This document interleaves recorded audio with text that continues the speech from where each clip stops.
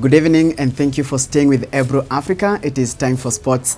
I am Njoroge Givenji. Gor Mahia take on Ushuru FC in a Kenya Premier League midweek clash on Wednesday. However, focus will be at the other match, pitting Ulinzi Stars and troubled AFC Leopards. In other news, the national volleyball team, nicknamed the Malkia Strikers, will depart for Tokyo, Japan this Thursday ahead of the FIVB World Cup Championships in Japan.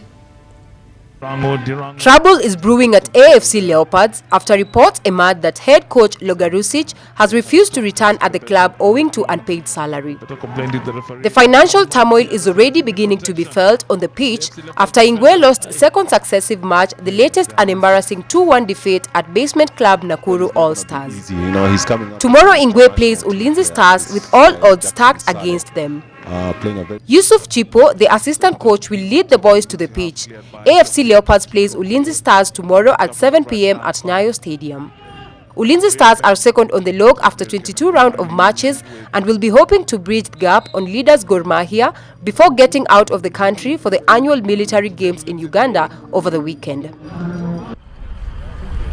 Leaders Gor Mahia could move 11 points clear on top of the log if they beat taxmen Ushuru FC at City Stadium tomorrow. Kogalo are the only unbeaten team in the league, and another win on Wednesday would strengthen belief among the Green Army faithfuls that their team can go all the way unbeaten.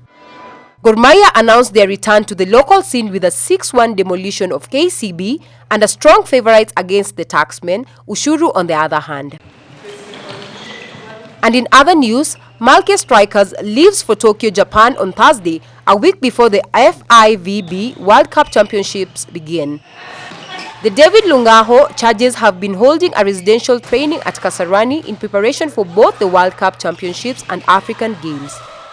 The second-string volleyball team will play at African Games in Congo-Brazzaville.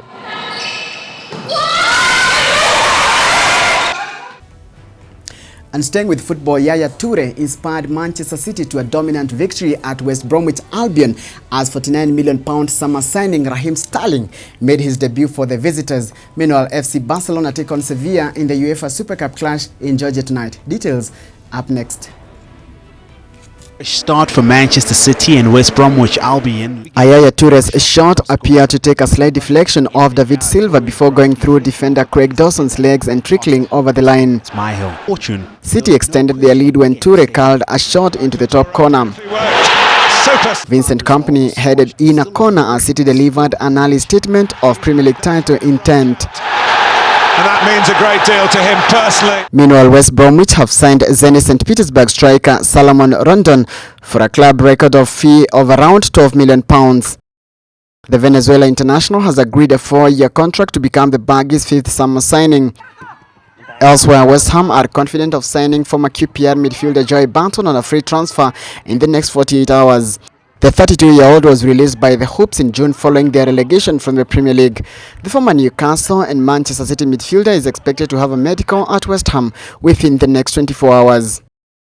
In other news, Chelsea will appeal against the red card shown to goalkeeper Thibaut Courtois during Saturday's 2-2 draw with Swansea at Stamford Bridge. The 23-year-old Belgium international was sent off on 52 minutes for denying Bafetimbi Gomis a clear goal-scoring opportunity, with the Swans striker equalizing from the penalty spot. Elsewhere, Spanish heavyweights Barcelona and Sevilla prepared on Monday for the UEFA Super Cup clash in the Georgian capital of Tbilisi. The match pits last year's Champions League winners Barcelona as favourites against Europa League winners Sevilla, who finished 4 places behind their opponents in the Spanish La Liga last season. Barcelona will be missing the lethal touch of Neymar in the attack for Tuesday's final, but will still be able to call upon Argentine talisman Lionel Messi and Uruguayan striker Luis Suarez.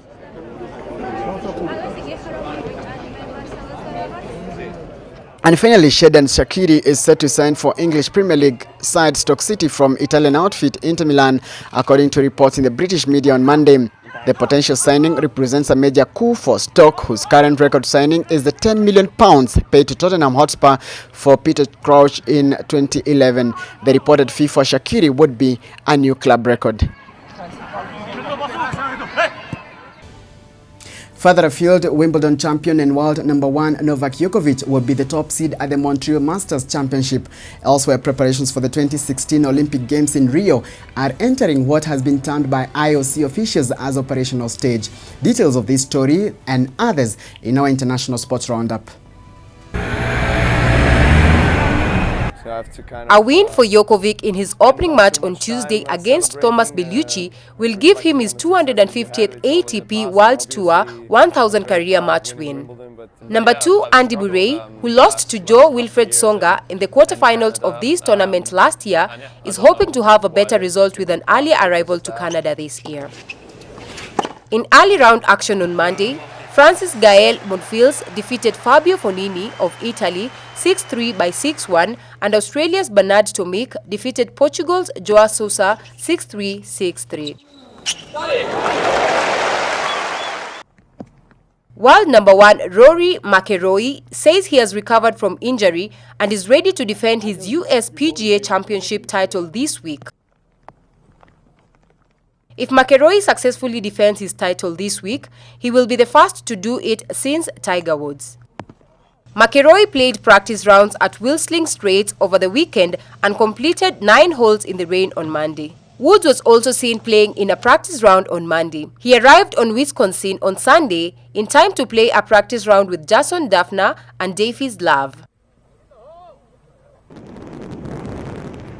Preparations for the Rio game are entering what International Olympic Committee Vice President Nawal Ematakwal called the operation stage, as she chaired the opening of the committee's coordination commission in Rio de Janeiro on Monday. The IOC held a countdown ceremony on Wednesday last week, marking 1 year to the games as test events take off around the city and venues are handed over.